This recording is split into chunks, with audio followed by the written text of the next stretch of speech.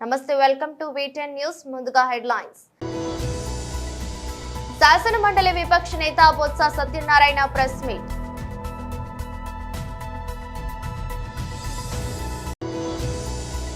BC reservation పై ముఖ్యమంత్రి రేవంత్ రెడ్డి కీలక ప్రెస్ మీట్.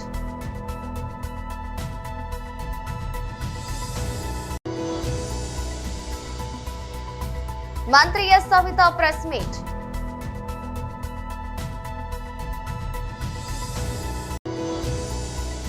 తెలంగాణ భవన్ లో మీడియాతో మాట్లాడుతున్న బీఆర్ఎస్ వర్కింగ్ ప్రెసిడెంట్ కేటీఆర్.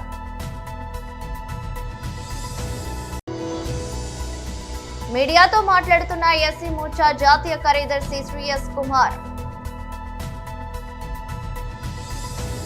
శాసన మండలి విపక్ష నేత బొత్స సత్యనారాయణ ప్రెస్ మీట్ నిర్వహించారు. కొన్ని సమాచారాన్ని లీకులు ఇస్తూ అదే దాని మీద వెళ్తున్నారనే బిల్డప్ని ఇస్తూ ఆయన ఢిల్లీ వెళ్ళడం కూడా మనం అందరం చూసాం. ఆయన నిన్న పత్రికా సమావేశంలో కూడా పత్రికా సోదరులతో కూడా చిట్చాట్లో కూడా కొంత మాట్లాడినట్లు పత్రికల్లో వార్తలు వచ్చాయి. దాంతోపాటు ఆ అధికార పార్టీ, ఇప్పుడు అధికారం ఉన్న పార్టీ తాలూకా మీడియాలో కూడా కొంత సమాచారం కూడా వాడు విడుదల చేయడం కూడా జరిగింది. సూటిగా ముఖ్యమంత్రి గారిని ప్రభుత్వాన్ని ప్రశ్నిస్తున్నాం. మీరు రైతుల గురించి, మిర్చి రైతుల గురించి వెళ్ళి మాట్లాడడానికి వెళ్ళిన నేపథ్యంలో, వెళ్ళాలని చెప్పుకున్న నేపథ్యంలో అధికారికంగా ముందు మీరు వారితో సమయాన్ని కేటాయింపులు చేసుకునే ఉంటారు కదా. మరి సాక్షాత్తు దానికి సంబంధించిన మంత్రి ఢిల్లీలో లేకపోయినప్పుడు మరి మీరు మాట్లాడడానికి వెళ్తున్నారని చెప్పడం హాస్యాస్పదంగా ఉంది. మీకు కూడా అది సాంప్రదాయం అనిపిస్తుందా? దానికి మీ తాలూకా ఆ ముఖ్యమంత్రి పదవికి కానీ లేకపోతే మీ వ్యక్తిత్వానికి కానీ అది సమంజసంగా ఉందా అని సూటిగా అడుగుతున్నా. అంతే, ఎవరితో అయితే మీరు మాట్లాడికి వెళ్తున్నా మంత్రి ఢిల్లీలో లేకుండా నేను దీని గురించి వెళ్తున్నాను ఢిల్లీకి అని తప్పేముంది?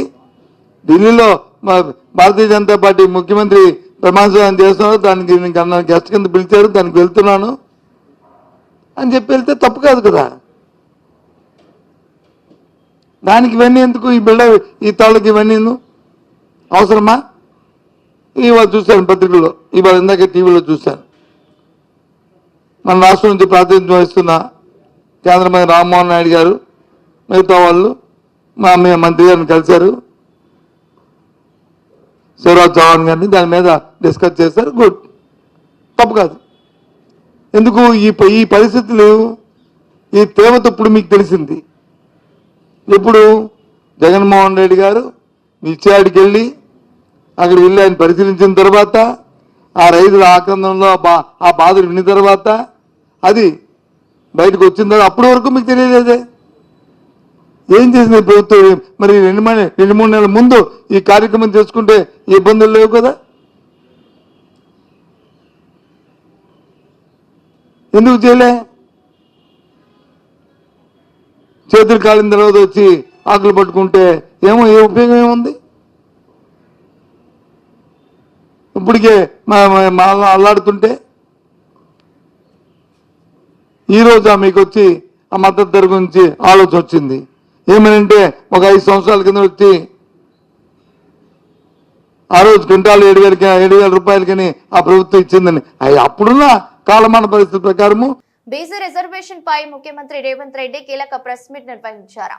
ముఖ్యమైన మిత్రులందరూ ఈ సమావేశంలో ఉన్నారు. మన అధికారంలో రావడానికి అహర్నిశలు కృషి చేసిన వాళ్ళందరూ ఈ సమావేశంలో ఉన్నారు. ఈరోజు నేను మిమ్మల్ని అడుగుతున్నా, మన నాయకుడు రాహుల్ గాంధీ గారు మాట ఇచ్చిన తర్వాత, ఆ మాటను ప్రజలు విశ్వసించి మనకు అధికారాన్ని కట్టబెట్టిన తర్వాత దీన్ని అమలు చేయడం నా బాధ్యతనా కాదా? కాబట్టి ఈరోజు మన నాయకుడు ఇచ్చిన మాటను తూచా తప్పకుండా అమలు చేయాలనే చిత్తశుద్ధితోని తెలంగాణ రాష్ట్ర ముఖ్యమంత్రిగా దేశంలో ఏ ముఖ్యమంత్రి, ఏ రాష్ట్ర ప్రభుత్వం ఈ నిర్ణయం చేయడానికి సాహసం చేయలే.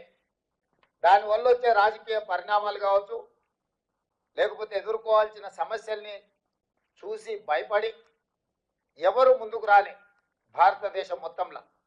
కానీ తెలంగాణ రాష్ట్ర ప్రభుత్వం రాహుల్ గాంధీ గారు ఇచ్చిన మాటను నిలబెట్టాలి అన్న ఆలోచనతోటి 100% ఈ విషయాన్ని పారదర్శకంగా ప్రజల్ని మమేకం చేసి ప్రభుత్వాన్ని పూర్తి స్థాయిలో ఇందులో ఈ కార్యాచరణలో ఈ కార్యక్రమంలో ప్రభుత్వాన్ని పూర్తి స్థాయిలో భాగస్వాములను చేసి ఈ కార్యక్రమాన్ని చేపట్టినము. చాలా మంది ఇదేదో ఆశామాసి ఆనాడు సమగ్ర కుటుంబ సర్వే కేసీఆర్ గారు 12 గంటలలో చేసి ఇదే లెక్కలని కాకి లెక్కలు ఆయన చెప్పాను. ఏ రోజు కూడా అధికారికంగా వారు క్యాబినెట్లో పెట్టడం కానీ శాసనసభకు వివరాలు ఇవ్వడం కానీ ప్రభుత్వం ఎక్కడ అధికారికంగా లెక్కలు చూపించలే. ఈ రాష్ట్రంలో ఉన్న జనాభానంతా లెక్క కట్టి ఒక కుటుంబం ఒక వ్యక్తి ఆ వివరాలను దాచిపెట్టుకొని ఎన్నికలు వచ్చినప్పుడు ఆయనకు అవసరమైన విధంగా ఆ సమాచారాన్ని వినియోగించుకొని రాజకీయ ప్రయోజనం పొందేదే తప్ప 10 సంవత్సరాలలో ఆ సమాచారాన్ని పేదల కోసం వినియోగించలేదు. అందుకే కాంగ్రెస్ పార్టీ ప్రభుత్వం ఎప్పుడైతే ఈ కులగణన చేయాలి, ఈ వివరాలను సేకరించాలనుకున్నప్పుడు వివిధ రాష్ట్రాలలో ఈ దేశంలో ఎక్కడెక్కడ ఏ రాష్ట్రాలు ఇందులో ప్రయత్నం చేసినాయి, ఆ ప్రయత్నాలలో విజయం సాధించిన వాళ్ళు ఎవరు, వైఫల్యం చెందిన వాళ్ళు ఎవరు అని స్టడీ చేసి ఒక అధికారుల బృందాన్ని బీహార్, హర్యానా, కర్ణాటక, రాజస్థాన్ వివిధ రాష్ట్రాలకు తిప్పి అధికారుల బృందాన్ని సమాచారాన్ని సేకరించినము. అదేవిధంగా ఒక మంత్రివర్గ ఉపసంఘాన్ని వీటన్నిటిని పర్యవేక్షించడానికి ఉత్తమ్ కుమార్ రెడ్డి గారిని, దామోదర్ రాజనరసింహ గారిని, శ్రీధర్ బాబు గారిని, మిత్రుడు పొన్నం ప్రభాకర్ గారిని, సీతక్కను ఒక మంత్రివర్గ ఉపసంఘాన్ని వేసి, ఎందుకంటే దీనికి అధికారిక కార్యాచరణ ఒక అధికారిక గుర్తింపు ఉండాలని మంత్రివర్గ ఉపసంఘాన్ని వేసాం.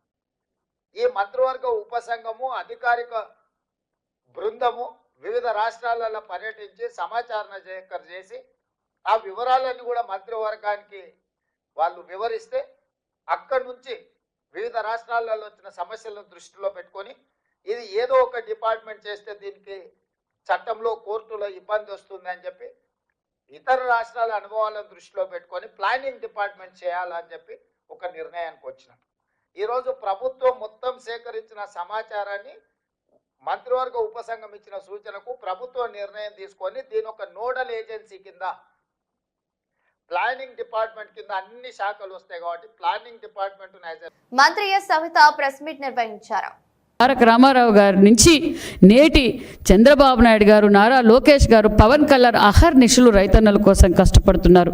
మరి ఈరోజు వాళ్ళ ఉనికి కోసం రాజకీయాలు చేస్తున్నారన్న విషయం అందరికీ తెలుసు. మరి గత 5 ఏళ్లలో జగన్మోహన్ రెడ్డి గారు పెట్టిపోయిన బకాయిలు, ధాన్యం కొనుగోలు బకాయిలు కూడా సుమారుగా 1680 కోట్ల రూపాయలు నిధులు కూడా. ఎందుకంటే రైతన్నలు ఇబ్బంది పడకూడదు, రాజకీయాలు కాదు ముఖ్యం, రైతన్నలు ఇబ్బంది పడకూడదు అన్న ఉద్దేశంతో మాన్యశ్రీ ముఖ్యమంత్రి చంద్రబాబు నాయుడు గారు 1680 కోట్లు బకాయిలు కూడా, గత ప్రభుత్వం బకాయిలు కూడా ఎన్డీఏ ప్రభుత్వమే చెల్లించిందనే విషయం కూడా తెలియజేస్తున్నాం. అదేవిధంగా నాణ్యతమైన ఎరువులు కావచ్చు, నాణ్యతమైన మందులు కావచ్చు, అదేవిధంగా గత 5 సంవత్సరాలుగా డ్రిప్ ఇరిగేషన్ లేక, స్ప్రింక్లర్లు లేక, ఏ విధంగా పనిముట్లు లేక కూడా రైతన్నులు ఇబ్బంది పడ్డారన్న విషయం ప్రజలందరికీ తెలుసు. మరి మీరు ఏం చేశారు రైతుల కోసం?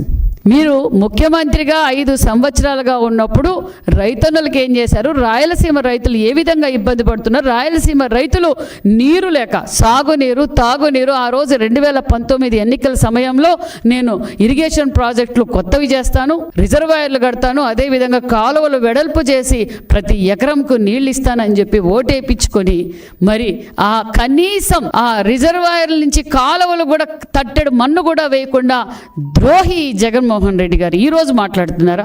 కనీసం తన సొంత జిల్లాలో, అన్నమయ్య జిల్లాలో రిజర్వాయరు అన్నమయ్య డ్యామ్ కొట్టకపోతే కనీసం దాని మెయింటెనెన్స్ కూడా చేయలేని చాతగాని మాజీ ముఖ్యమంత్రి జగన్మోహన్ రెడ్డి గారు, రైతుల ద్రోహి జగన్మోహన్ రెడ్డి గారు అంత చెడగా పరదాలు కట్టుకొని ఒక పక్క ఆయన ఎప్పుడు భూమి మీద తిరగల, గాల్లోనే తిరిగారు జగన్మోహన్ రెడ్డి గారు. ఇప్పుడేమో ప్రేమ పుట్టింది, ప్రజలంటే ప్రాణం అన్నట్టుగా 2 రోజులేమో విజయవాడలో ఉంటారు, 4 రోజులేమో బెంగళూరులో ఉంటారు, ఇక్కడ గొడవలు పెడతారు, అక్కడికి వెళ్ళిపోతారు, అక్కడేమో పబ్జీ గేమ్ ఆడుకుంటూ ఉంటారు. మరి ఇది జగన్మోహన్ రెడ్డి గారు చేస్తుండే పని ప్రజలందరికీ తెలుసు. వైసీపీ పార్టీలో ఉండే నాయకులు కూడా ఆలోచించుకుంటారు, ఆయన భయం ఏమీ లేదు, ఉన్నవాళ్ళు ఏదో వాళ్ళు కూడా ఊడిపోతారేమో, వాళ్ళు కూడా వెళ్ళిపోతారేమో అని ఇచ్చి ఉనికి చాటుకునే ప్రయత్నాలు తప్ప ఇంకేమీ లేదు. జగన్మోహన్ రెడ్డి గారు మరి వంశీ గారిని అరెస్ట్ చేస్తే ఎంత విలవిలాడిపోతున్నారో. మరి చట్టబద్ధంగా మేము రాజారెడ్డి రాజ్యాంగం కొనసాగించటం లేదు, డాక్టర్ బిఆర్ అంబేద్కర్ రాజ్యాంగాన్నే ఆంధ్రప్రదేశ్లో నడుస్తుందన్న విషయం మీరు గుర్తుంచుకోండి. చట్టం తన పని తను చేసుకుంటూ పోతుంది. ఏందండి మీరు మాట్లాడడం? పోలీసులు రిటైర్డ్ అయినా ఎక్కడున్నా తీసుకొచ్చి గుడ్డలు ఉడగొడతారా అంటే ఏం మాట్లాడుతున్నారు మీరు? మీకేమన్నా మీరు వాడుతున్న మెడిసిన్ పనిచేస్తా ఉందో లేదో లండన్ మెడిసిన్ ఒకసారి చెక్. తెలంగాణ భవన్ లో మీడియాతో మాట్లాడుతున్న బీఆర్ఎస్ వర్కింగ్ ప్రెసిడెంట్ కేటీఆర్, రాష్ట్రంలో కాంగ్రెస్ ప్రభుత్వం వచ్చిన నాటి నుంచి నేటి వరకు తెలుగులో ఒక సామెత ఉంటుంది, వెనక లొల్లి పెట్టకూడతాం, తర్వాత బంద్ చేయండి, లొల్లి పెట్టకూడదు ప్లీజ్.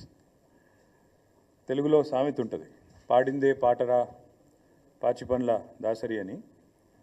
ఒకటే రాగము, ఒకటే పాట, ఒకటే మాట కాంగ్రెస్ ప్రభుత్వం వచ్చిన నాటి నుంచి నేటి వరకు. ముఖ్యమంత్రి రేవంత్ రెడ్డి నుంచి మొదలు పెడితే రాష్ట్రంలో ఉండే ప్రతి కాంగ్రెసు నాయకుడు ఒక ఎజెండా ప్రకారం గోబెల్స్ వారసుల్లాగా ఒకటే ప్రచారం, ఒకటే సొల్లు పురాణం. 15 నెలలుగా అరిగిపోయిన గ్రామ్ఫోన్ రికార్డు లాగా. ఏంటిది అది? ఒక ఆయన దివాలా తీసిన తెలంగాణ అంటాడు, ఇంకో ఆయన నాశనం అయిపోయిన తెలంగాణ అంటాడు. ఇక ముఖ్యమంత్రి అయితే ఇంతకంటే దివాలా కోరు ముఖ్యమంత్రి బహుశా భారతదేశంలో ఎవరు ఉండరు. నా రాష్ట్రం అనారోగ్యం పాలైపోయింది, నా రాష్ట్రానికి క్యాన్సర్ వచ్చింది, ఒక క్యాన్సర్ రోగిలా ఉన్నది అని దివాలా కోరు మాటలు మాట్లాడిన భావదారిద్రపు ముఖ్యమంత్రి బహుశా భారతదేశ చరిత్రలో ఎవరు లేరు, రేవంత్ రెడ్డి గారు తప్ప. కానీ ఇవాళ అదే రేవంత్ రెడ్డి గారి మూతి మీద తన్నినట్టు, అదే రేవంత్ రెడ్డి గారి చెంప చెల్లుమనేటట్టు, అదే రేవంత్ రెడ్డి సొల్లు పురాణం అంతా తప్పు అంటూ ఆయన సొంత క్యాబినెట్లోని సహచరుడు ఈ రాష్ట్ర ఉప ముఖ్యమంత్రి బట్టి విక్రమార్క గారు, రాష్ట్ర ఆర్థిక శాఖ మంత్రి గారు ఫిబ్రవరి 17 నాడు ఒక సమగ్ర సవివరమైన నివేదికను వారు విడుదల చేసినారు. ఇది మా కవిత్వం కాదు, బీఆర్ఎస్ పార్టీ యొక్క సొంత నివేదిక కాదు, రాష్ట్ర ప్రభుత్వం సాధికారంగా విడుదల చేసిన నివేదిక. Telangana state statistical abstract atlas అని కూడా అంటారు దాన్ని. ఫిబ్రవరి 17 నాడు మరి కేసీఆర్ గారి జన్మదిన కానుక అనుకున్నారేమో కానీ వారు విడుదల చేసి ఇందులో ముఖ్యమంత్రి మూతి మీద తన్నేటట్టు కొన్ని వాస్తవాలు చెప్పినారు. ఇన్ని రోజులు ముఖ్యమంత్రి మాట్లాడిన చిల్లర మాటలు, బజారు భాష, ముఖ్యమంత్రి చెప్పిన పచ్చి అబద్ధాలు, ఇవన్నిటినీ కూడా తిప్పికొడుతూ సమగ్రమైన సవివరమైన నివేదికను విడుదల చేసి వాస్తవాలు అంగీకరించినందుకు నేను ఈ ప్రెస్ మీట్ ద్వారా గౌరవ ఉప ముఖ్యమంత్రి బట్టి విక్రమార్క గారికి ధన్యవాదాలు తెలియజేస్తా ఉన్నా. ముఖ్యమంత్రి గారు కూడా నిన్న రంకెలు వేసినారు. ఎక్కడ పోతే అక్కడ రంకెలు వేయడం, అచ్చోసిన ఆంబోతులాగా నోరేసుకొని వాగడం ఆయనకు అలవాటు. ఆయన ముఖ్యమంత్రి అయినాక కూడా ఆయన పద్ధతి మారతలేదు. వారికి కూడా నేను విజ్ఞప్తి చేస్తా ఉన్నా ముఖ్యమంత్రి గారికి, దయచేసి మీరు సొల్లు మాట్లాడే ముందు, నోరు తెరిచే ముందు మీ సహచరుడు, మీ మంత్రివర్గ సహచరుడు సెక్రటేరియట్లో ఆయన విడుదల చేసిన ఈ నివేదికను ఒకసారి చదవండి. పోనీ చదివే తీరిక, ఓపిక తమరికి లేకపోతే మీ పక్కన పెట్టుకున్న అడ్వైజర్లు ఉన్నారు కదా, 5గురో 6గురో, వాళ్ళతో చెప్పించుకోండి కనీసం ఒక. మీడియాతో మాట్లాడుతున్న ఎస్సీ మోర్చా జాతీయ కార్యదర్శి శ్రీ ఎస్ కుమార్, గతంలో ఉన్న బీఆర్ఎస్ ప్రభుత్వం కానీ ప్రస్తుతం ఉన్నటువంటి కాంగ్రెస్ ప్రభుత్వం కానీ ఎస్సీ ఎస్టీలకు సంబంధించిన నిధులు ఖర్చు చేయడంలో ఒకే బాటను అనుసరిస్తున్నాయి. నిన్న రాష్ట్ర ఉప ముఖ్యమంత్రి గారు ఎస్సీ ఎస్టీల పద్ధతులకు సంబంధించి సమీక్ష జరిపారు. సమీక్ష జరిపిన అనంతరము వారు తీసుకున్న నిర్ణయం ఏంటిదంటే అధికారులతో 3,000 కోట్ల రూపాయలు 2 నెలల్లో ఖర్చు పెట్టడానికి ప్రణాళిక తయారు చేయండి ఎస్సీ ఎస్టీలకు సంబంధించి. 14 నెలలు అవుతుంది మీ అధికారంలోకి వచ్చి. మీరు అధికారంలోకి వచ్చే ముందు, వచ్చిన తర్వాత బడ్జెట్లో ఏం చెప్పారు మీరు? గత ప్రభుత్వము ఎవరైతే కేటాయింపులు చేశారో వాటిని సక్రమంగా ఖర్చు పెట్టలేదు, వాళ్ళు రిపోర్టు కూడా సక్రమంగా ఇవ్వలేదు. అవన్నీ కూడా వాస్తవికతకు దూరంగా ఉన్నాయని చెప్పి మాట్లాడారు కాంగ్రెస్ నాయకులు. కానీ మా ప్రభుత్వం అలా కాదు. మేము వాస్తవికతకు దగ్గరగా ఉండడమే కాకుండా 100% ఈ ఎస్సీ ఎస్టీలకు సంబంధించిన నిధులను ఖర్చు పెడతామని చెప్పడం జరిగింది. సాక్షాత్ అసెంబ్లీలో చెప్పారు. ఇప్పుడు ఏం జరిగింది? లెక్కలు చూసినట్టయితే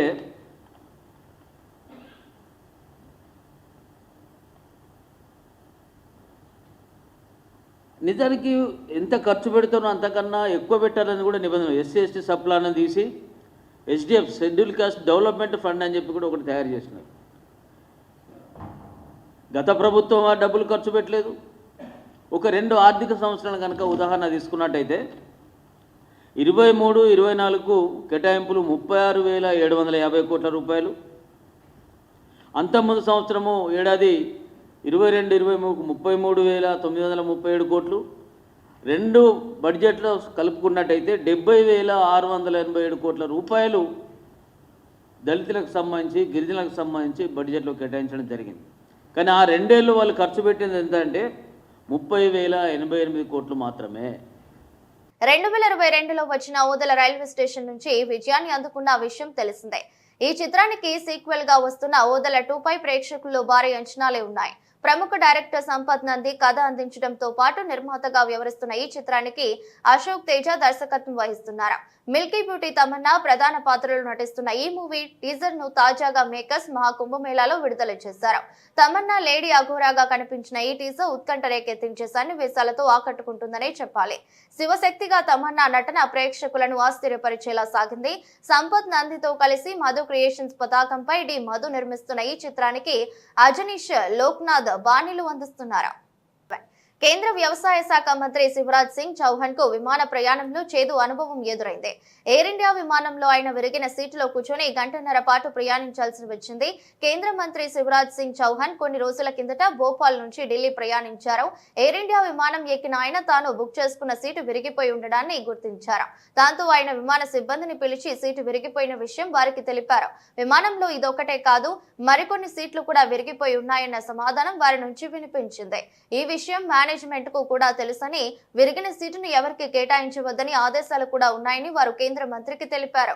కాగా ఆ విమానంలో తాను పడుతున్న ఇబ్బందిని గమనించి ఇతర ప్రయాణికులు తమ సీట్లలో కూర్చోవాలని ఆఫర్ చేశారని, అయితే వారిని ఇబ్బంది పెట్టడం ఎందుకన్న ఉద్దేశంతో విరిగిన సీటులోనే కూర్చొని ఢిల్లీ వచ్చానని కేంద్ర మంత్రి శివరాజ్ సింగ్ చౌహాన్ వివరించారు. ఎయిర్ ఇండియా సంస్థను టాటా గ్రూప్ హస్తగతం చేసుకున్నాక ఆ విమానయాన సంస్థ పరిస్థితులు బాగుపడతాయని భావించానని, కానీ అది తన భ్రమని ఇప్పుడు అర్థమైందని వ్యాఖ్యానించారు. ఓ టికెట్ కు పూర్తి ఛార్జీ వసూలు చేసినప్పుడు ఇలాంటి విరిగిపోయిన సీట్లు కేటాయించడం మోసపూరితం కాదా అని శివరాజ్ సింగ్ ఆగ్రహం వ్యక్తం చేశారు. ఈ మేరకు ఆయన ట్వీట్ చేశారు. కేంద్ర మంత్రి ట్వీట్ పై ఎయిర్ ఇండియా స్పందించింది, ఆయనకు క్షమాపణలు తెలియజేసింది. భవిష్యత్తులో ఇలాంటి ఘటనలు జరగకుండా చూసుకుంటామని వెల్లడించింది. మెదక్, నిజామాబాద్, ఆదిలాబాద్, కరీంనగర్ ఉపాధ్యాయ శాసన మండలి నియోజకవర్గ తుది ఓటర్ జాబితాలో బోగస్ ఓట్లు అంటూ ప్రైవేటు ఉపాధ్యాయ లెక్చరర్ల పేర్లను తొలగించమని గుర్తుతెలని వ్యక్తి వంగ మహేందర్ రెడ్డి అనే పేరుపై ఒక వినతి పత్రం ఇవ్వడంతో కరీంనగర్ జిల్లా కలెక్టర్ 75 నుండి 250 ఓట్లను తొలగించారంటూ Kamareddy press club press meet లో మాట్లాడినటువంటి తెలంగాణ లెక్చరర్ల ఫోరం ఉమ్మడి Karimnagar, Nizamabad, Medak doctor Neela Balu YPR college of education Medak lecturer మాట్లాడటం జరిగింది. ఎన్నికల కార్యక్రమం ఉన్నది.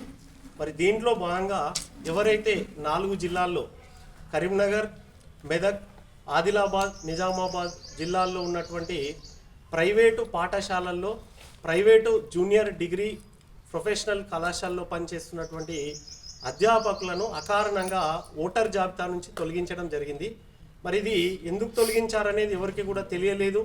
ఎవరైతే ఓటర్గా వివరాలు వచ్చినటువంటి వాళ్ళు ఉన్నారో ఫైనల్ పార్ట్ లిస్టులో వచ్చిన వారి పేర్లను మరి అకారణంగా తొలగించారు.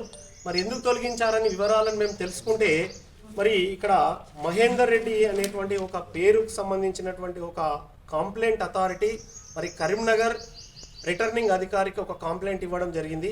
ఈ కంప్లైంట్ను బేస్ చేసుకొని ఈ 4 జిల్లాల్లో ఉన్నటువంటి కలెక్టర్లందరికీ కూడా మరి వాళ్ళు ఇచ్చినటువంటి ఆధారంగా చేసుకొని పేర్లు వివిధ మండలాల్లో ఉన్నటువంటి ప్రైవేటు పాఠశాలల యొక్క అధ్యాపకుల యొక్క పేర్లతో సహా వీళ్ళు ఇచ్చిర్రంటే మరి ఏ రకమైనటువంటి అక్రమంగా ఇచ్చిరనేది కనబడుతున్నది. మరి పూర్తి ఎంక్వైరీ చేసిన తర్వాత మాత్రమే ఈరోజు టీచర్ ఎమ్మెల్సీ ఎన్నికల్లో భాగంగా ప్రైవేటు ఉపాధ్యాయులకు అధ్యాపకులకు అవకాశం ఇవ్వడం జరిగింది.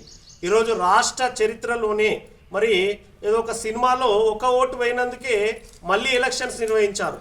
మరి ఇంతమంది అధ్యాపకులు, ఇంతమంది ఉపాధ్యాయులు, మేధావులు వీరందరూ కూడా వేలాది మంది విద్యార్థులను ప్రజాస్వామ్యం గురించి, ఈరోజు దేశంలో ఉన్నటువంటి ఓటు హక్కు గురించి చైతన్య ఉపాధ్యాయుల యొక్క ఓట్లను అకారణంగా తొలగించడం అనేటువంటిది, ఆ తొలగించడం కూడా ఒక తప్పుడు ఫిర్యాదు. ఇక్కడ చూస్తే మనకు కనబడుతుంది మహేందర్ రెడ్డి అనే పేరుతోని మరి ఈరోజు కరీంనగర్ రిటర్నింగ్ అధికారి కంప్లైంట్ ఇస్తే ఆ కింద ఇచ్చినటువంటి నంబర్కు ఫోన్ చేస్తే కూడా ఆ నంబరు మరి ఈరోజు మమత అనే పేరుతోని ఈరోజు వాళ్ళు మాట్లాడుతున్నారు. ఇది ఫాల్స్ ఎలిగేషన్. ఇది టీచర్ల పైన మరి లెక్చరర్ల పైన తప్పుడు ఫిర్యాదును ఈరోజు ఇవ్వడం అనేటువంటిది జరిగింది. ఈ తప్పుడు ఫిర్యాదు కారణంగా ఈరోజు చాలామంది యొక్క టీచర్లను, అధ్యాపకులను తొలగించడం జరిగింది. మరి మేము ఈరోజు తెలంగాణ లెక్చరర్ల ఫోరం తరఫున మేము డిమాండ్ చేసేది ఒకటే, ఈరోజు ప్రజాస్వామ్యం అనేది ఇలాంటి వాటి వల్ల అపహాస్యం అవుతున్నాయి. ఈరోజు దేశంలో ప్రతి ఒక్కరు ఓటు వేయాలి అని చెప్పి ప్రతిరోజు కళాశాలల్లో, స్కూళ్ళలో విద్యార్థులకు బోధించేటువంటి ఉపాధ్యాయులకు, ఈరోజు లెక్చరర్లకు ఇట్లాంటి అన్యాయం జరగడం అనేది చాలా బాధాకరం. ఇది ఈరోజు 27వ తేదీ లోపు జరిగేటువంటి ఎన్నికలను వాయిదా వేయాలి. వాయిదా వేసి ఎవరైతే ఈ తప్పుడు ఫిర్యాదు చేసిరో, అకారణంగా ఓట్లు ఎందుకు తొలగించారో కనీసం ఎక్స్ప్లెనేషన్ తీసుకోవాలి ఇప్పటి వరకు. ఈరోజు వార్తలు ముగించే ముందు మరోసారి హెడ్లైన్స్.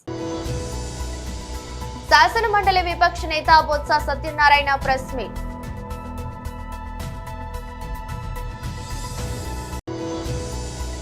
బీసీ రిజర్వేషన్ పై ముఖ్యమంత్రి రేవంత్ రెడ్డి కీలక ప్రెస్ మీట్.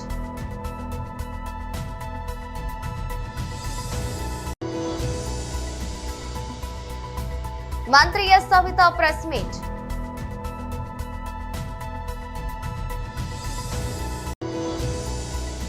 తెలంగాణ భవన్ లో మీడియాతో మాట్లాడుతున్న బీఆర్ఎస్ వర్కింగ్ ప్రెసిడెంట్ కేటీఆర్.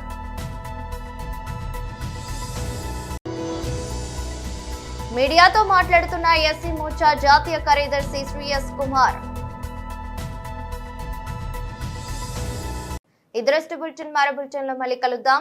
అంతవరకు సెలవు. నమస్కారం.